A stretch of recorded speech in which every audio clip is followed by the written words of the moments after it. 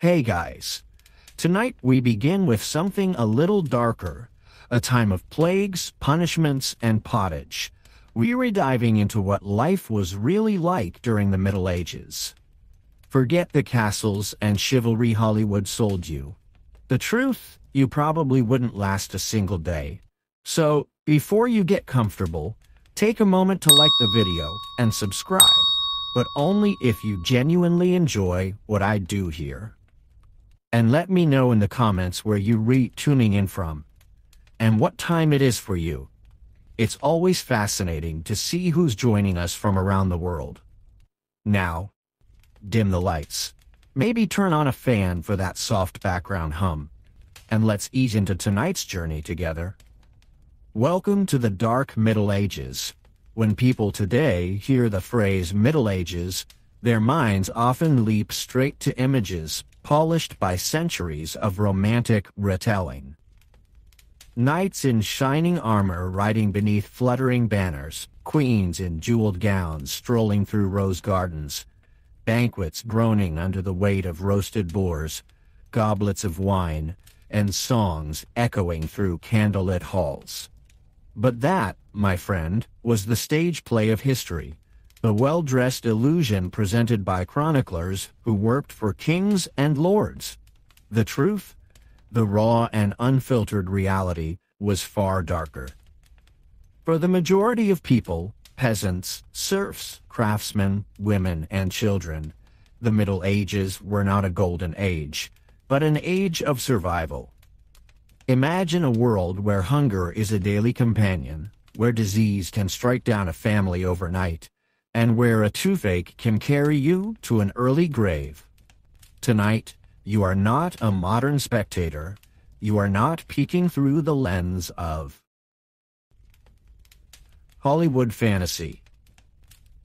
You are stepping directly into 1325, into the dirt, the stench, and the harsh rhythm of medieval life.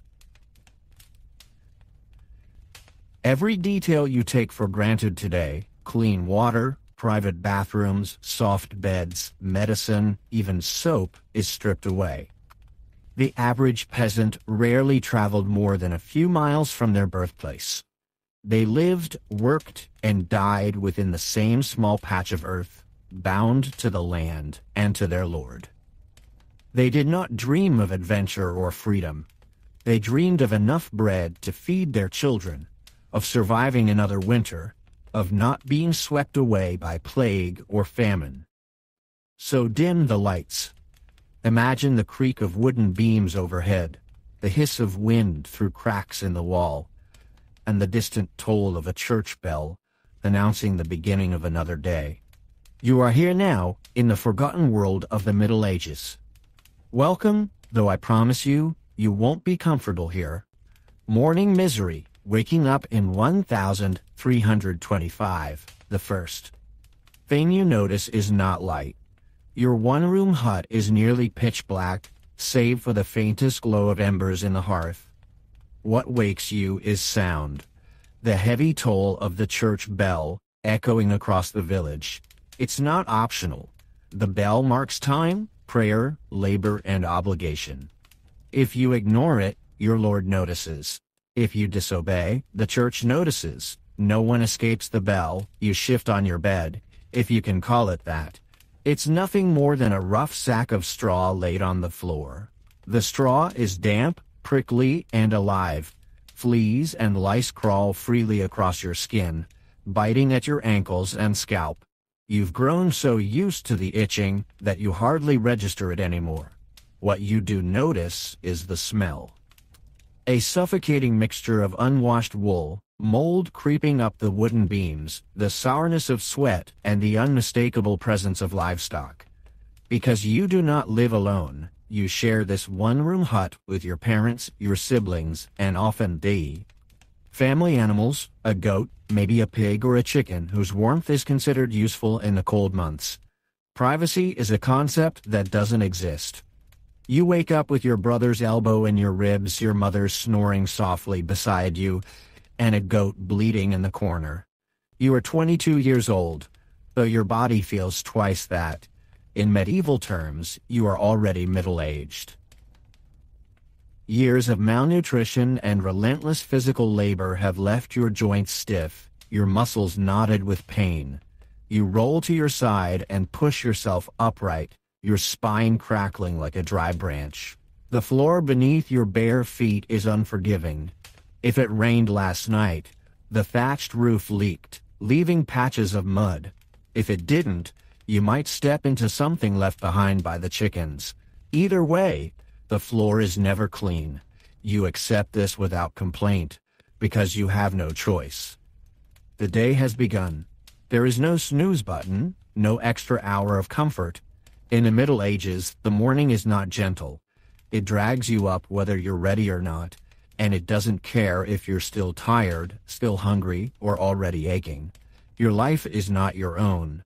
It belongs to the land, the church, and the Lord you serve.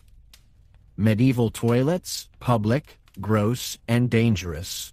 Within minutes of waking, you are reminded of one of the most humiliating aspects of medieval life: answering nature's call. In your world, there is no flush, no porcelain seat, no toilet paper stacked neatly on a roll. There is only necessity. If you are a peasant, your toilet is a wooden bucket set just outside the hut. Already it reeks. Uncle Woolston had a bad stomach last night after a supper of spoiled turnips. You steel yourself, hold your breath, and do what must be done. Afterwards, you take the bucket and toss its contents into the street. This is normal.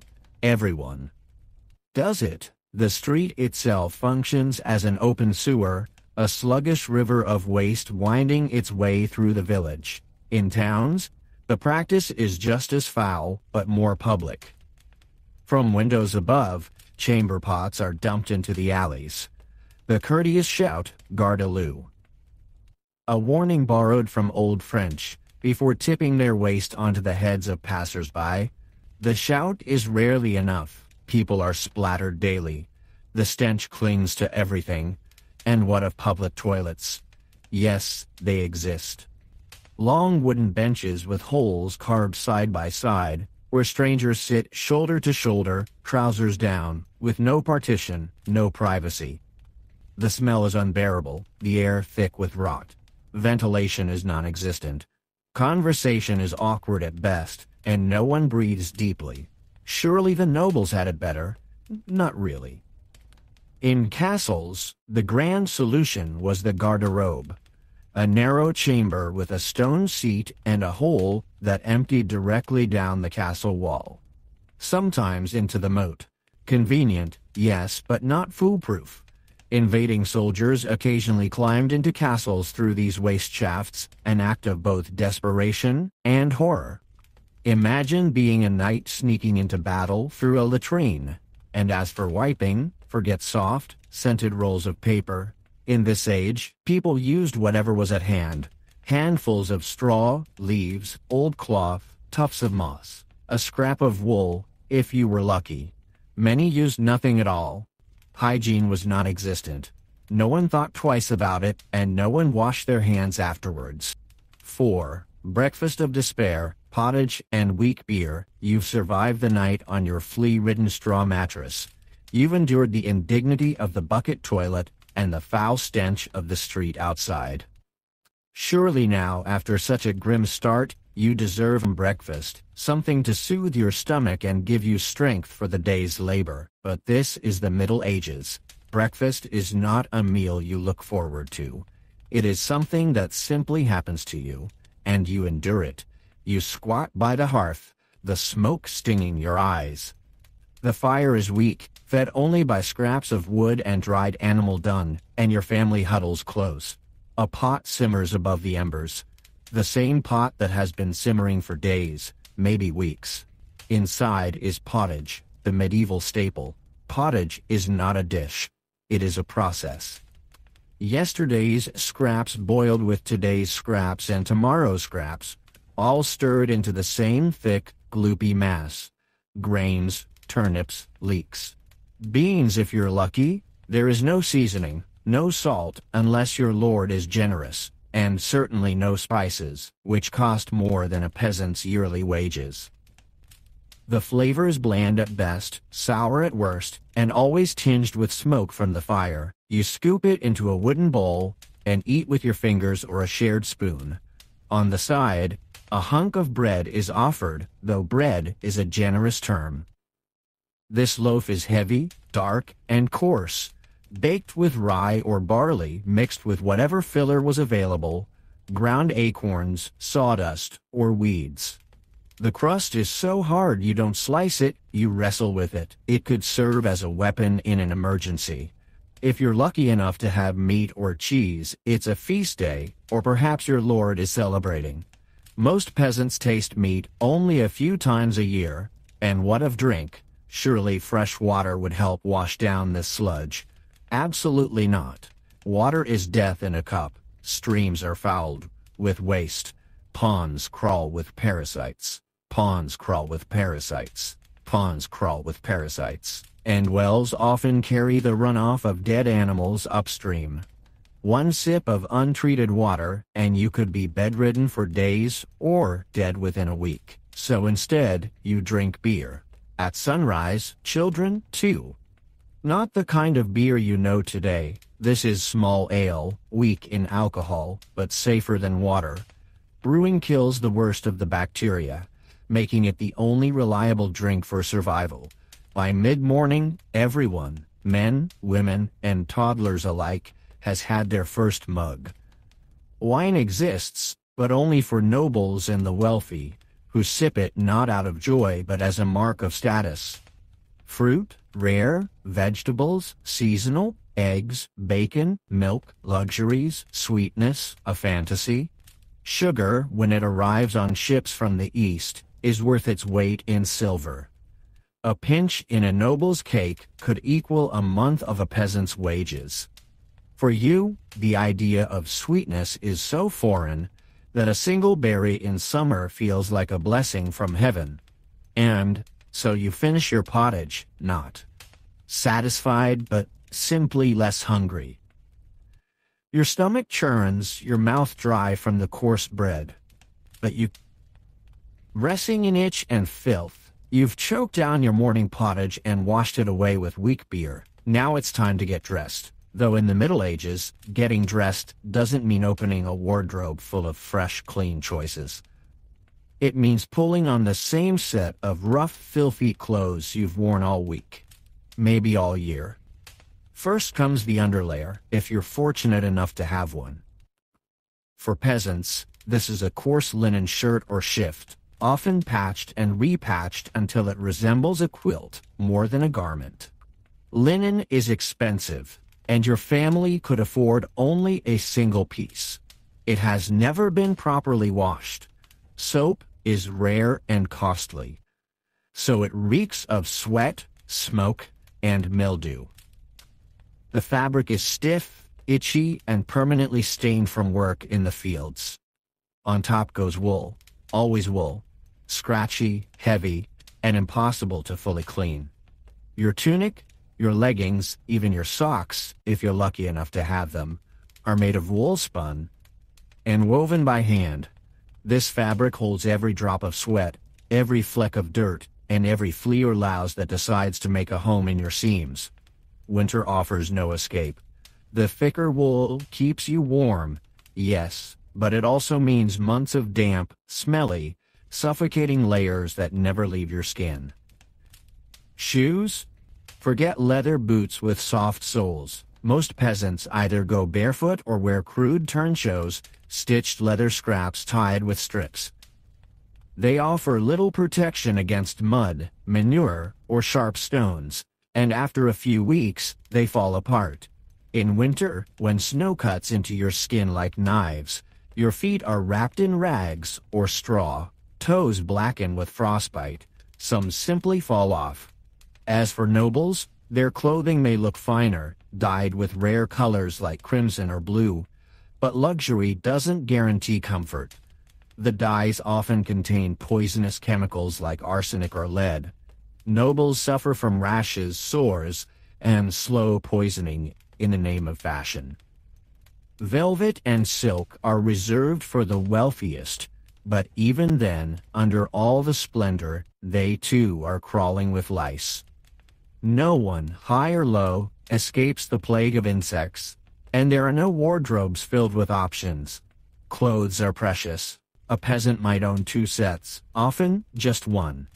You wear your garments until they rot off your body, patching holes with scraps until nothing remains but a rag. Bathing is rare, washing clothes rarer still. When you do attempt it, you haul water from a filthy stream, heat it over hours, and scrub with sand or ashes.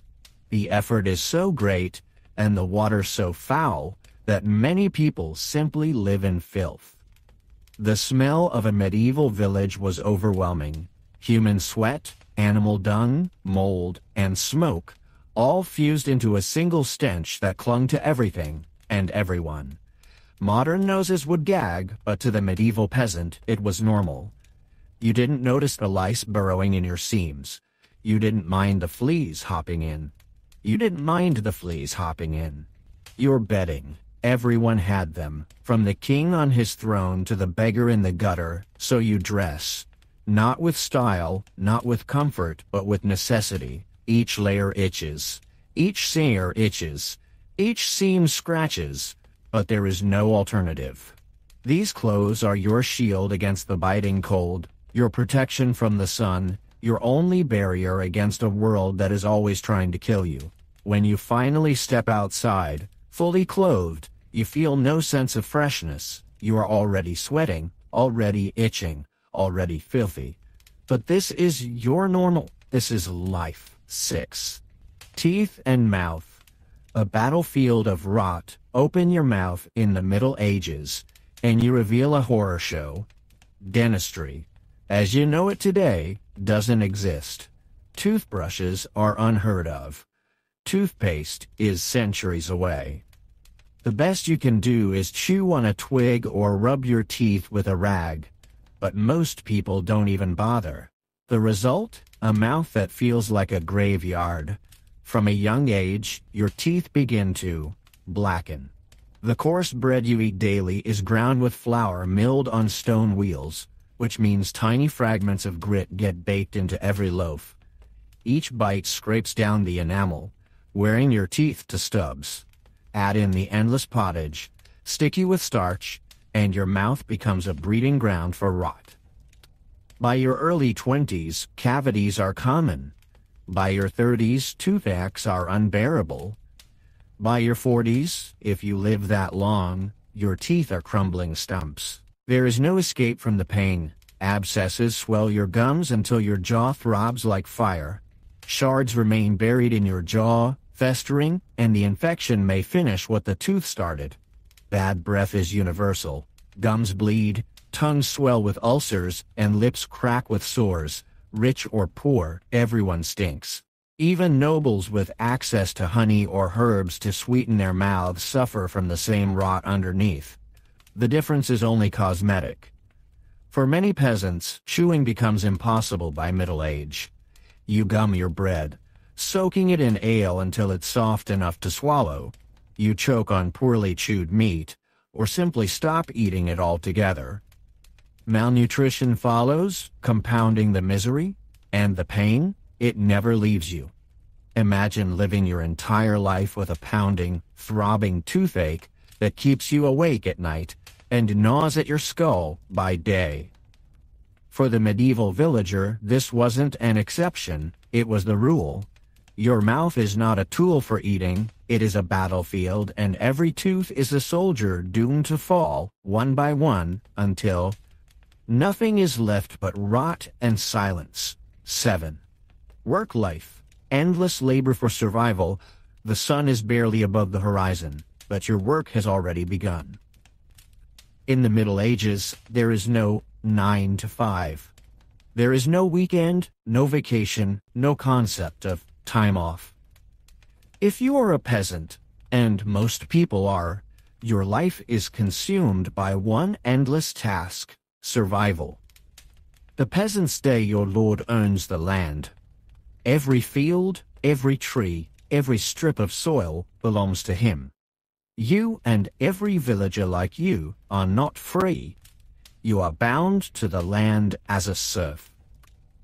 That means you work the Lord's land first, planting his wheat, harvesting his barley, tending his sheep. Only after his needs are met do you get to touch your small plot, the meager strip of earth where you try to grow enough to feed your family. From dawn until dusk, your body bends and breaks. You dig, you plow, you sow seeds, you reap crops. The tools are primitive, wooden plows, iron-tipped if you're lucky, pulled by oxen. The soil is hard, rocky, and stubborn. Every step is slow, back-breaking labor. By the end of the day, your muscles burn, your hands are blistered, your spine feels like it will snap in two. And there is no variety, no changing seasons of work to bring relief.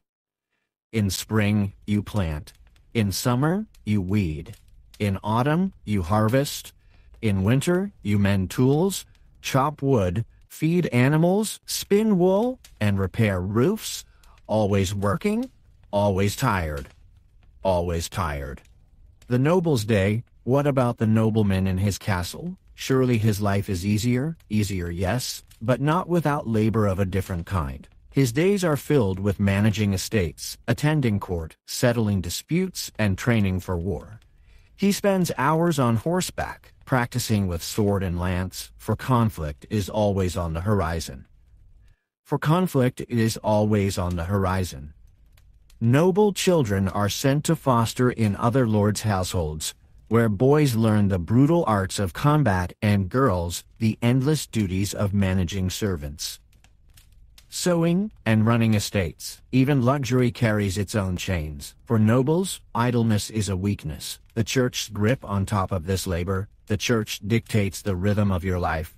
There are feast days, fast days, holy days, all commanded by priests who demand obedience, and they, too, demand labor. You tithe 1/10 of everything you grow to the church, leaving your family with even less. Refuse, and risk Joel. For the priest warns that hell awaits the disobedient. Hunger and exhaustion, and what do you earn for your labor? Nothing but survival. Even after endless toil, hunger stalks you. A bad harvest means starvation.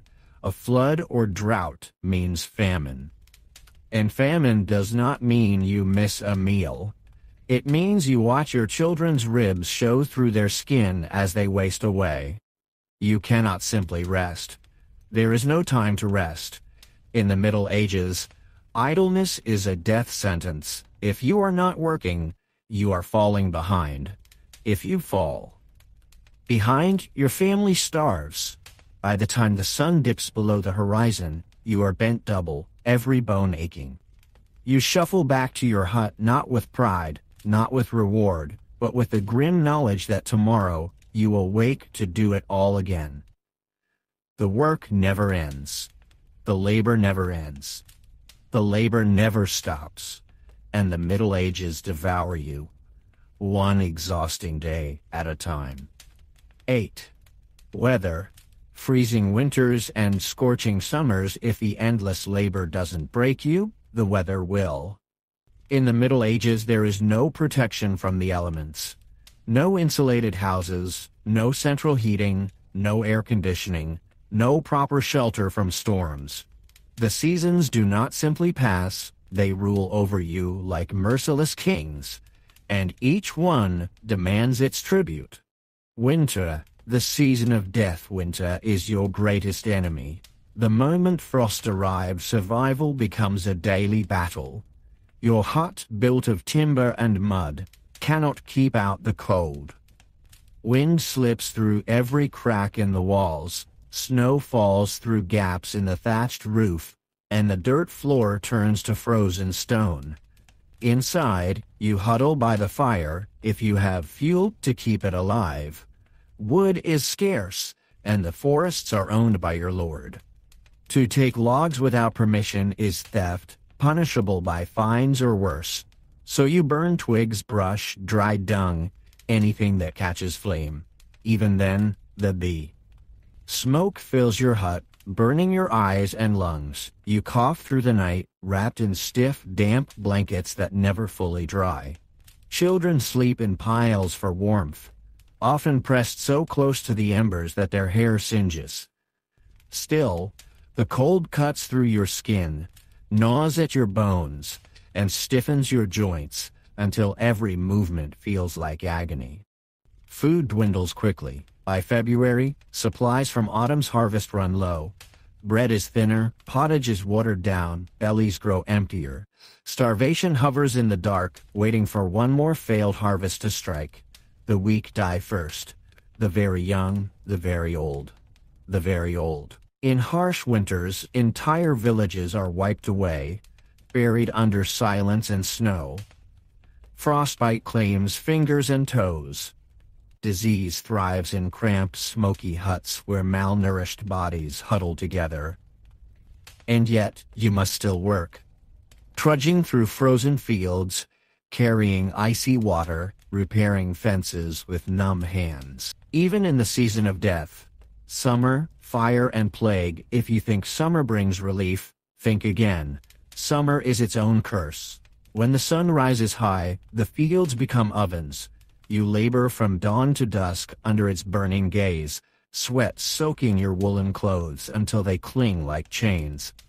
Shade is rare, water undrinkable, and the heat unrelenting. Crops may wither under drought, animals collapse in the fields, and people faint from exhaustion. Wells run dry, streams shrink to sluggish trickles, breeding grounds for swarms of mosquitoes and clouds of flies. Rot spreads quickly, meat spoils within hours, wounds fester faster, and every open sore attracts infection. And with the heat comes plague. Filth and warmth are paradise for rats and fleas. One bite, one cough, one breath from an infected neighbor, and disease sweeps through your village like fire in dry grass. Fever grips you, boils rise on your skin, your body wastes away, entire families vanish within weeks. Entire towns vanish within months. The spring and autumn deceptions, spring and autumn bring no mercy. They only lull you with false hope. Spring rains flood your fields, drowning crops. Autumn storms rip through harvests, tearing away the food you've worked all year to grow. You cannot predict the weather, you cannot control it, you can only endure it. No escape in modern life, weather is an inconvenience. In the Middle Ages, weather is a sentence. Too much sun, too much rain, too much frost, and you die. Your children die. Your village dies. Every season is a gamble. Every year a prayer whispered to a silent sky. And the sky rarely answers. 9. Water and bathing.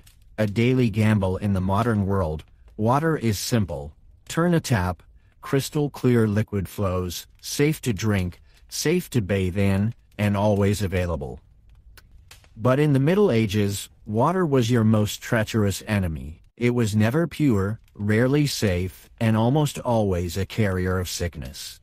Every sip, every wash, every bucket you hauled was a roll of the dice with your life at stake. Drinking. A liquid trap, the stream looks fresh, bubbling like something out of a fairy tale, but don't be fooled. Upstream, someone has just emptied a chamber pot into it. A farmer has washed his oxen in it. Maybe a pig has drowned in it and now lies bloating under the surface. By the time it reaches you, the water is laced with parasites, bacteria, and waste so foul it could kill you in days. Villagers knew this, which is why beer became the survival drink. Not the kind of beer that makes you drunk and merry, but small beer, a weak, watered-down ale with low alcohol. Brewing required boiling water, which killed some of the deadly organisms inside. It wasn't tasty, it wasn't glamorous, but it was safer than water. Children drank it daily. beginning their mornings with a mug of warm ale instead of milk or juice. The wealthy, of course, had wine, imported, expensive, and far cleaner than the muddy ditch water peasants relied on. Nobles might drink spiced wine to mask its sourness. Peasants could only dream of such luxury. For them, survival meant choosing between thirst and infection. Bathing. The fear of water. Surely you might think they could wash themselves. But in medieval thought, bathing was dangerous. Physicians claimed that warm water opened the pores, allowing disease to slip into the body. Dirt, ironically, was seen as a protective layer, a shield against illness. So most people washed rarely, if ever. When baths did happen, they were monumental tasks. First, water had to be hauled by hand from a well, river, or stream. Then it needed to be boiled over fire and poured into a wooden tub. A family might share the same bath water, one after another, until the water turned so dark it resembled soup. Imagine being the last person in line. Communal bathhouses did exist in towns, and for a while, they were popular. They provided hot water, tubs, and even steam rooms. But they quickly gained a reputation for immorality and scandal. Bathhouses became centers for gossip, gambling, prostitution, and disease. The church condemned them, and many were shut down. By the late Middle Ages, public bathing was practically a sin. Hygiene myths and realities. Instead of bathing, people relied on tiny rituals, wiping their face with a damp cloth, rinsing their hands in bowls, or rubbing themselves with scented herbs if they could afford them. Perfume was not luxury. It was survival. Nobles drenched themselves in oils and strong scents to mask the stench of their unwashed bodies. For peasants, the smell was unavoidable. Everyone reeked. The mixture of sweat, smoke, dung, and damp wool was so strong that medieval towns could be smelled miles before you reached their gates. Rainwater. No relief. Collecting rainwater wasn't much safer. Barrels left outside quickly became breeding grounds for mosquitoes, worms, moss, and bird droppings. You could scoop up a cup only to find wriggling creatures inside. Even so, it was often used for washing, cooking, and sometimes even drinking, because the alternatives were worse.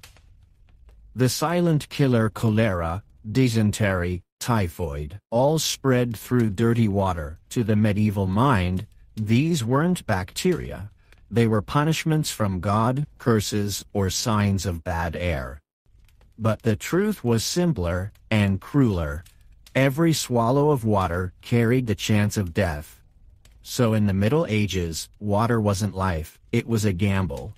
A sip could quench your thirst, or end your 10. Medicine. Cures worse than the illness. In today's world, we trust doctors with our lives. We walk into clean hospitals, receive antibiotics, anesthesia, surgery with precision, and usually leave healthier than when we arrived. In the Middle Ages, stepping into the hands of a doctor was like volunteering for torture disguised as healing. Medical science was barely science at all. It was a cocktail of superstition, religion, and painful guesswork, and you were the experiment. The theory of the four humors: forget germs, bacteria, or viruses. Those concepts didn't exist. Instead, medieval medicine revolved around the four humors: blood, phlegm, yellow bile, and black bile. According to the belief, illness was caused when one humor overpowered the others. Your job, or rather, your doctor's job, was to balance them again. How? Through violent and often lethal methods. Bloodletting.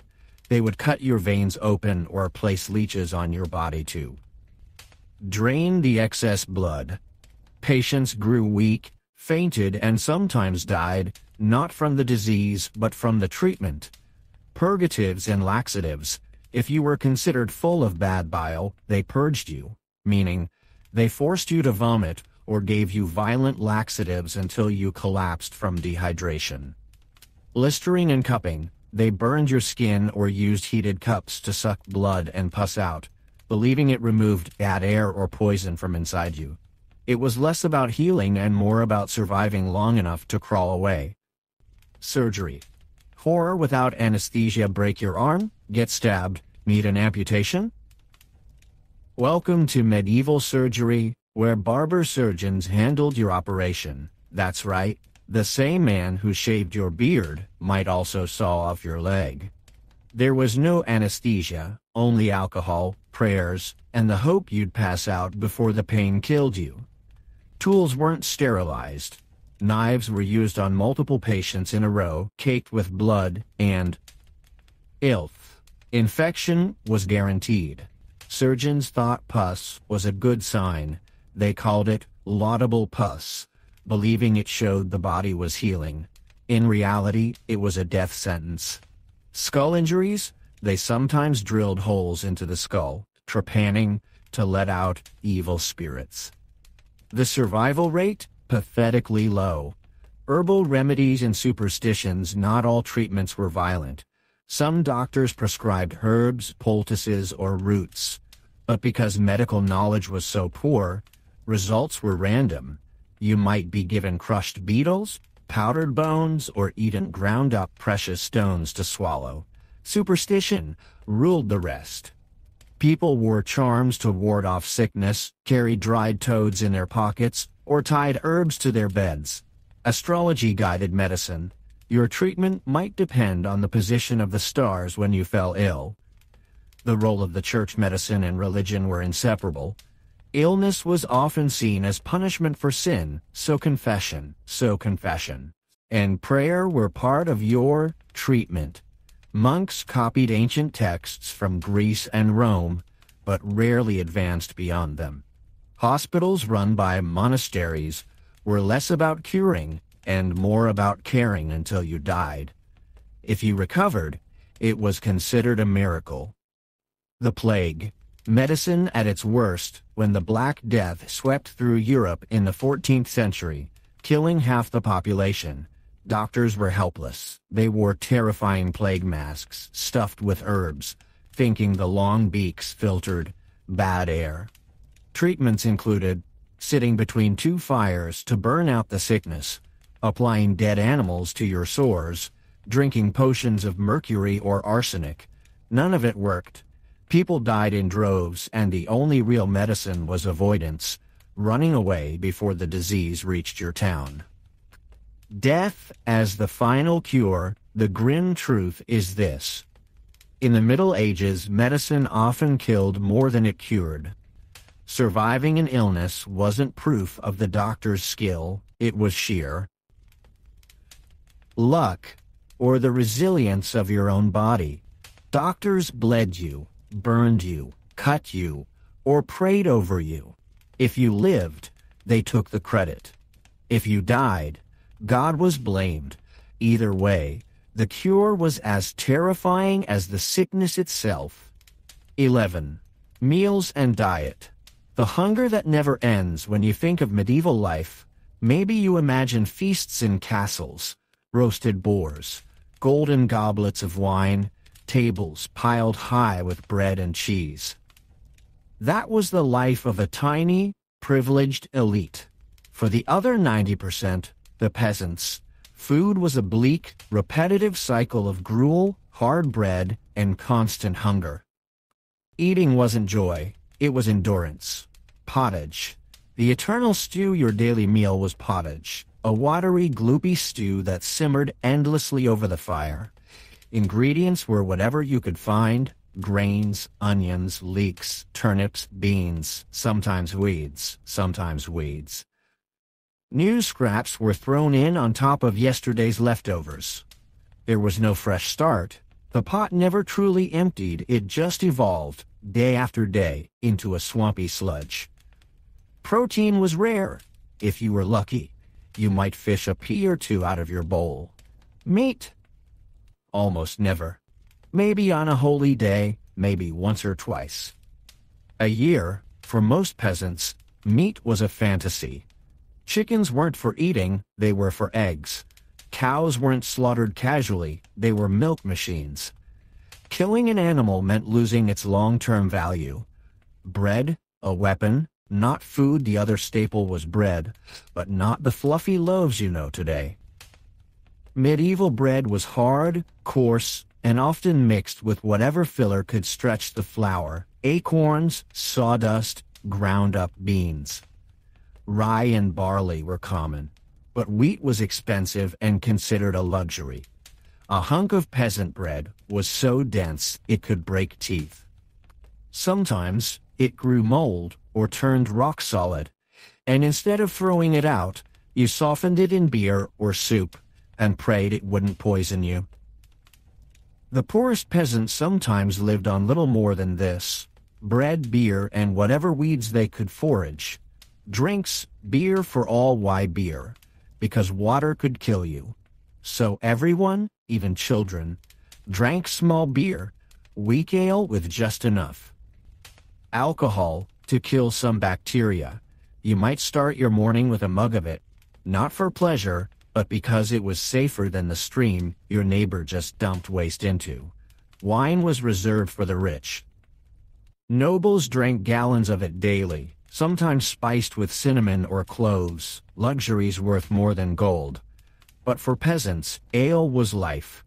Feast versus famine. Food supply was fragile. A single bad harvest meant starvation. A flood, drought, or plague of locusts could empty the fields, and famine swept through villages like wildfire. Families thinned their stew, stretched their bread, boiled grass, ate bark, or ground chestnuts into flour. People wasted away, and entire communities vanished. During famines, desperate acts weren't uncommon. Stories tell of parents abandoning children, neighbors stealing from one another, and sometimes whispers of cannibalism. Hunger stripped away every layer of humanity, leaving only survival, the noble table. Luxury at a cost while peasants gnawed stale bread. Nobles feasted in their great halls. Roasted swans, venison, boars, pies stuffed with pigeons or rabbits, cheeses, fruits, and exotic spices brought by traders from the east. Sugar, pepper, cinnamon, saffron, these were treasures, flaunted as signs of wealth. A single pinch of pepper might cost more than a farm laborer's monthly wage. But even nobles weren't free of risk. Their rich diet of fatty meats, cheese, and wine rotted their teeth and ruined their stomachs. Gout, kidney stones, and digestive agony plagued the upper classes. Luxury carried its own punishments. Hunger as a constant shadow for peasants, food was never guaranteed. Every winter was a hunger season. Every failed harvest meant despair. Even in good years, you never ate enough to feel full for long. Malnutrition was everywhere. Weak bones, stunted growth, wasted bodies. Children often died before reaching adulthood, and hunger was usually the reason. In the Middle Ages, you didn't eat to enjoy, you ate to keep breathing. And even then, it was never certain that tomorrow's pot would have anything in it.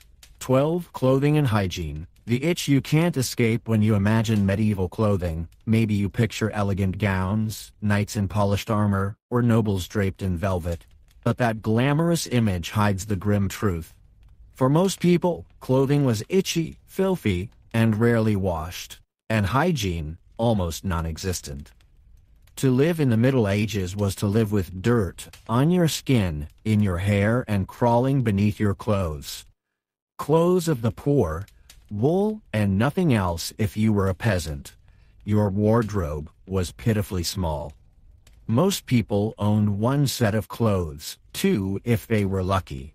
Those clothes were made of coarse, scratchy wool, thick in winter, thinner in summer. There was no softness, no comfort. Underclothes, if you had them, were made of rough linen. You slept in your clothes. You worked in your clothes. You sweated, bled, and died in those same clothes. Washing was rare because it was time-consuming, and water was often filthy. Instead, clothes collected layers of grime until they stiffened with dirt and grease. Shoes? Often none. Many peasants walked barefoot, their feet cracked and filthy, even in cold seasons. Clothes of the rich, status, not comfort. Nobles flaunted wealth with fabric. Silks, velvets, and brightly dyed cloth signaled status. Colors mattered. Deep blue, crimson, or royal purple could cost a fortune. Women wore gowns with long trains, while men strutted in hose and tunics. But beneath the glamour was another reality. Rich clothes weren't washed either. Instead, they were brushed, beaten, or scented to hide the smell. Perfume was not luxury, it was survival, and all those elaborate outfits came with discomfort. Heavy fabrics dragged on the body. Tight corsets and belts constricted breathing. Fashion was about display, not ease. The vermin problem, whether rich or poor, lice, fleas, and ticks were constant companions. They lived in your hair, in your hair, in your hair, in your hair, in your hair. Clothes in your bedding. Peasants scratched endlessly. Nobles hired servants to comb lice out of their wigs or gowns. Fleas hopped from humans to rats to dogs, spreading disease everywhere. The itch never ended. Sleeping meant curling up on straw mattresses full of bugs. Waking meant scratching until your skin bled. A clean body was a fantasy. Everyone, kings, queens, beggars, lived with vermin. Hygiene myths and realities. Bathing was controversial. Some medieval cities had public bathhouses where people soaked in wooden tubs, but these were often linked with sin, disease, and even prostitution. By the later Middle Ages, many avoided bathing altogether, fearing that hot water opened the pores and let illness seep in.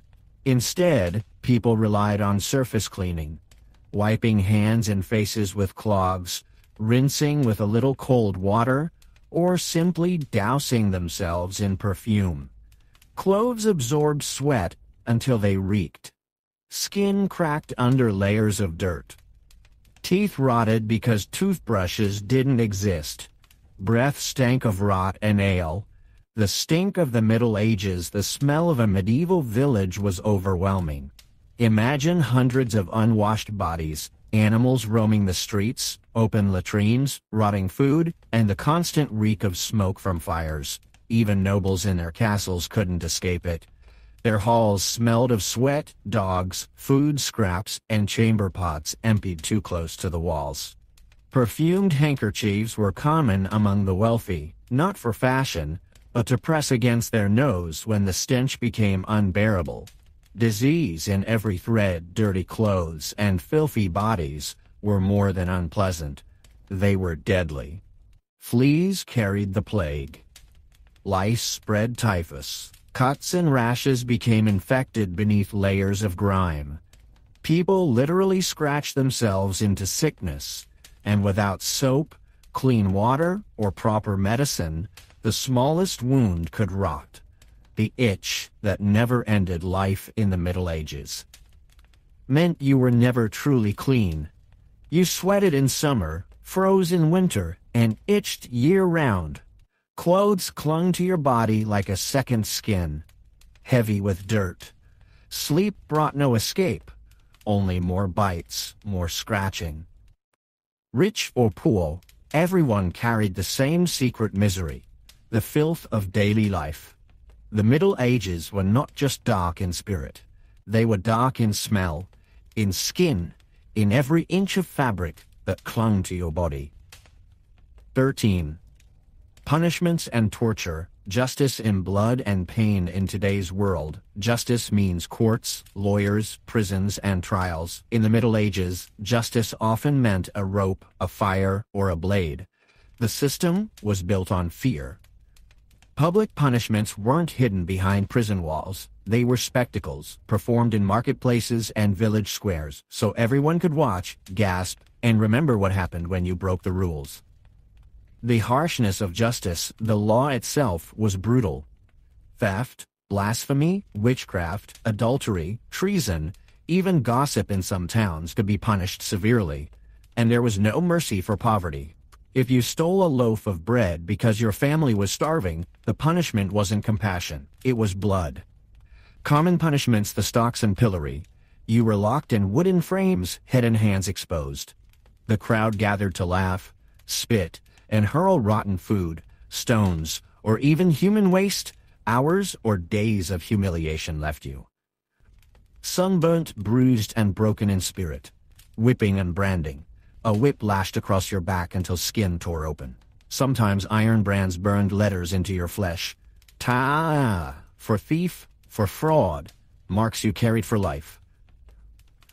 Mutilation, hands, ears, or noses, cut off as permanent reminders of your crime. A thief without a hand could never steal again. The gallows hanging was one of the most common punishments. A rope around your neck, a drop from the scaffold, and if you were unlucky, a slow suffocation instead of a quick snap. Public executions drew huge crowds.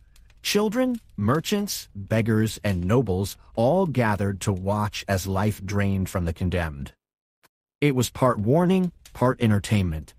The fire for crimes like witchcraft or heresy, fire was the chosen punishment. Victims were tied to stakes, surrounded by wood, and set ablaze. The flames licked upward, consuming flesh, while the crowd whispered prayers or cheered. Sometimes the executioner showed mercy by strangling the victim first. Other times, the fire did its work slowly, agonizingly. Torture chambers justice wasn't only about killing, it was also about extracting confessions. In dark stone chambers beneath castles or towers, men and women were broken piece by piece. Torture devices were masterpieces of cruelty: the rack, stretching the body until joints popped and muscles tore. The Iron Maiden, a coffin lined with spikes, closing in on its victim. The wheel, bones shattered one by one. The victim tied to a cartwheel and left to die in the open. Thumb screws and boot crushers, designed to splinter fingers and crush legs until nothing remained but pulp. Whether the victim was guilty or innocent didn't matter. Pain was the proof the authorities wanted. A confession screamed out in agony was considered truth. Trials of faith: sometimes, instead of torture, people faced trial by ordeal, leaving their fate to God's judgment. Woman accused of witchcraft might be thrown into a river. If she floated, it meant the devil kept her up, guilty. If she sank and drowned, she was innocent but dead. Others walked barefoot over hot irons or plunged their hands into boiling water. If their wounds healed, miraculously, they were free.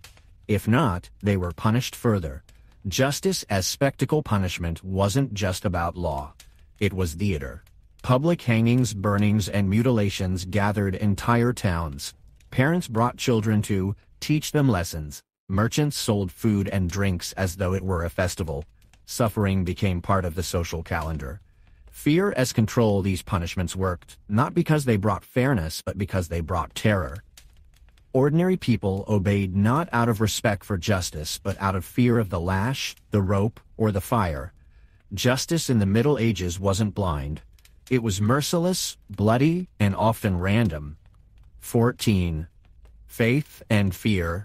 Religion as survival and control. The Middle Ages were soaked in religion. From the moment you woke up to the moment you died, faith shaped every action. The church wasn't just a place of prayer, it was the heartbeat of society, the lawgiver, the judge, the comforter, and the executioner. To live in the Middle Ages was to live in a world where God was everywhere, and so was the devil. A world governed by the church. The Catholic Church held unimaginable power. It owned vast lands, collected taxes, and commanded armies of monks, priests, and bishops. Kings bowed to the Pope. Villagers bowed to their local priest. The church controlled knowledge, education, and law. If the priest said it was sin, it was sin. If the Pope declared war, armies marched. But with that power came fear. To disobey the church wasn't just to break rules, it was to risk your eternal soul. Fear of hell and sin. Medieval people believed the world was a battleground between God and Satan. Every thought, every action could tip the scale of your soul. A careless curse, missing church on Sunday, or eating meat on the wrong day could condemn you to eternal flames. Hell wasn't abstract. Preachers described it in terrifying detail: lakes of fire, demons with hooks, eternal screaming. Churches painted walls with gruesome murals of the damned writhing in torment, a constant reminder of what awaited sinners. The fear worked. People obeyed not just kings or lords, but the invisible terror of damnation. Rituals of life and death, every stage of life, was marked by the church. Baptism at birth, so your soul was cleansed of sin. Mass each week, where bread and wine became the body and blood of Christ. Confession, spilling your sins to a priest to avoid hell. Last rites, whispered prayers before death, in hopes of avoiding eternal fire. Even death didn't free you from the church. Families paid for prayers and masses to shorten a loved one's suffering in purgatory. The business of salvation never ended. The church as a judge. The church wasn't just spiritual, it ruled daily life. Priests decided disputes, monks recorded laws, bishops punished heretics. Excommunication, being cut off from the church, was worse than prison. It meant you were dead to God, cursed, and shunned by your entire community. Heresy and witch hunts doubting the church's authority could cost your life.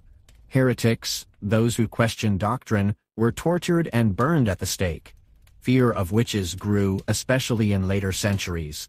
Women, often widows or healers, were accused of consorting with the devil. Trials were brutal, confessions forced, and executions public. Witch hunts turned neighbors into informants, families against each other. Fear of the devil was so strong that anyone different, strange, or unlucky could be condemned. Monks, pilgrims, and holy wars, not all faith was. Terror. For some, religion was hope. Monks and nuns dedicated their lives to prayer and charity. Pilgrims traveled hundreds of miles to holy shrines, believing miracles could heal them. Crusaders marched east, swords in hand, convinced they fought for God's kingdom. Faith gave meaning to suffering. Plague, famine, and war could be endured if they were God's test. The promise of heaven, golden and eternal, gave peasants the strength to survive another day of misery. Faith as chains and comfort. Religion in the Middle Ages was both a prison and a lifeline. It chained people with fear of sin, hell, and church authority. But it also gave comfort, a reason to keep going, a belief that suffering wasn't meaningless, that paradise awaited beyond death. It was hope wrapped in fear, light shadowed by fire, and it ruled every heart, every home, every corner of medieval life.